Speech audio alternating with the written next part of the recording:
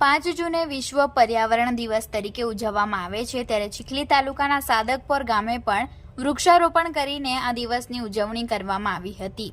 વૃક્ષો આપણા જીવન માટે ખૂબ જ મહત્વ ધરાવે છે અને વૃક્ષોનું સાચું મૂલ્ય તમામને કોરોના કાળ દરમિયાન સમજાયું છે।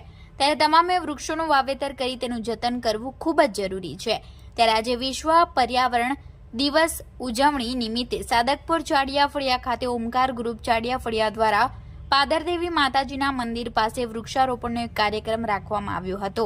આ કાર્યક્રમનો મુખ્ય હેતુ સમાજમાં પર્યાવરણની જાળવણી અને વૃક્ષોના જતનને લઈ જાગૃતિ આવે તે માટેનો હતો। ત્યારે આ કાર્યક્રમમાં ચીખલી રેન્જના આરએફઓ આકાશ પટશાલા તેમજ તેમનો સ્ટાફ ઉપસ્થિત રહ્યો હતો।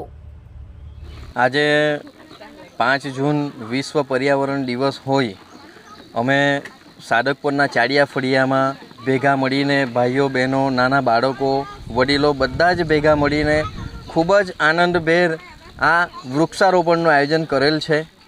આજે 45 ડિગ્રીમાં જીવતા વ્યક્તિઓ માટે એસી જરૂરી છે કે એક વૃક્ષ વાવવું જરૂરી છે એ ખૂબ મહત્ત્વનું છે એ સમજવું।